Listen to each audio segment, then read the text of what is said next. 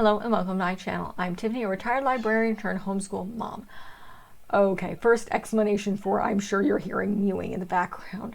So I have another video doing two tonight with this kitten situation. So the kitten situation is we adopted two little black kittens from the shelter, but they have a fungus called ringworm. We knew this when we adopted them. We chose to do it anyway. It's highly contagious and very infectious. And normally we have them locked in our guest bath. But because we want to see our kittens, since we cannot handle them or play with them, let alone let them out for another like 2.5 weeks as of this video, yeah, we have to have them in quarantine for like a month, along with a whole bunch of other medication issues with these cats. They are 3-month-old little black kittens. I will show them eventually. But normally they're in the guest bath, but because, again, we like to see our kittens, we have screens set up. And Obsidian, who is the male in this situation, Onyx is our female, and I believe the one mewing because she wants out. He escaped a couple times, and we need to reinforce that. So they are in a puppy pen. I will show this, a puppy pen. So they are down there mewing and being irritated because they're stuck in a much smaller place than they're used to, which is very similar. Those, I believe it's larger than the kennels, but nonetheless. They are stuck in there. I cannot show them to you because that would require hand sanitizer and me changing my clothing. Again, ringworm is highly infectious and contagious. We don't want it in our house or anywhere near the kid. And they still have about 2.5 weeks before we can release them. So they're not happy because Obsidian decided to escape and they get locked in here in the kitty playpen until we can reinforce that in the morning without, waking our sleeping toddler. So now that we have the explanation of why on earth there's periodic noise going on behind me and mewing, because again, Onyx, yes, she's cute, she's very lovable, so is he, but again, they're not happy. So we are going to talk about the subject of this review, which is 3 of our Africa books. 2 are fiction, 2 are non-fiction. The first is something I remember from my childhood, and I'm probably going to butcher the title of this. So here we have Galimoto, and the author is Karen Lynn Williams, and it's illustrated by Catherine Stock. This is apparently also a Reading Rainbow book, so that gives something for it. Always happy to have a Reading Rainbow. Do miss that show. Do like LeVar Burton, or I'm mispronouncing his name, but the guy who ran it and who also played Geordi in Star Trek. So that's the Reading Rainbow guy. Yes, Onyx, we love you, but your brother was naughty, therefore you're staying in the kitty pen. So this story tells the story of a little boy in an African village. So beautiful artwork here. He is gathering wire to create, and you don't know quite what he's trying to create, a Galimoto. And what you find out at the end of the story, as he gathers wire from all over the village, is a Galimoto, as he builds this, is essentially a wire truck. So it's a little, I think I can show the picture here. This is not showing up well. But yeah, you can kind of see the wire truck. So this is a little boy who's creating his own toy. So one, it's a good look into some African village life. It's a very beautiful story. But it's also a little lesson in creating your own toys. I mean, you can create your own playthings. I love the imagination aspect of this.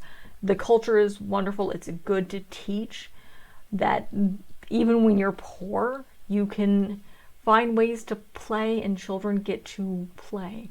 And it shows a happier view of Africa than a lot of times we are used to. That in the right conditions, people can be very happy in these family villages and the children still play and they can create all sorts of things. But it's a fun little book. I remember from my childhood, I bought a copy for my daughter. One of those things that I do. Like I remember something and I want to share it with my kid.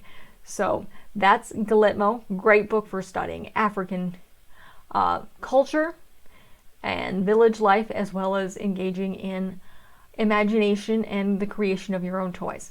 Okay, so the next book is definitely nonfiction. Me and my husband have actually read through this entire thing. And it's a great nonfiction book called Africa, Amazing Africa. So the author is, I am going to butcher this person's name, Atanuk, and it's illustrated by Mani Fadag. Again, language names are not my forte, so I butchered these like crazy, and I am sorry. So this is a nonfiction book that goes through all the countries in Africa and tells you a little bit about all of them. So me and my husband read this over multiple nights to our daughter when she was much, much smaller, and it was just, we want to read to the kid. I don't know if she enjoyed it. She was a baby. So we did. It's a very good book as an introduction to the countries of Africa. Now they try to keep this as kid-friendly as possible, so they avoid a lot of stuff. So there are some countries where there's like maybe a paragraph, because you're trying to avoid the darker stuff, because this is a children's book. They don't succeed all of the time. I can't remember which, there's like 2 or 3 countries where they do mention some of the darker things that are going on in those countries. So it's one to read yourself. I probably would make sure you stick to elementary school kids. The toddlers and the preschoolers are not going to enjoy this. For one thing, it's long. We read it in pieces. We'll probably read it again in pieces. But it's a good introduction to Africa. But like I said, there's a couple countries they can't quite avoid the darkness that you're going to find and the kind of destruction and sadness that are in some of these countries at this time. Again, fantastic book though. Great introduction to different African countries. If you want your kids to do reports, they can kind of have a look and get an idea of what's going on in these different countries. And again, very kid-friendly for elementary school, but it can't always avoid some of the darker stuff. So, again, kittens. So, yes, kittens. Who is meowing at me? That's Atanuk. That's Obsidian. That's our escape artist, who is meowing, and meowing, and meowing.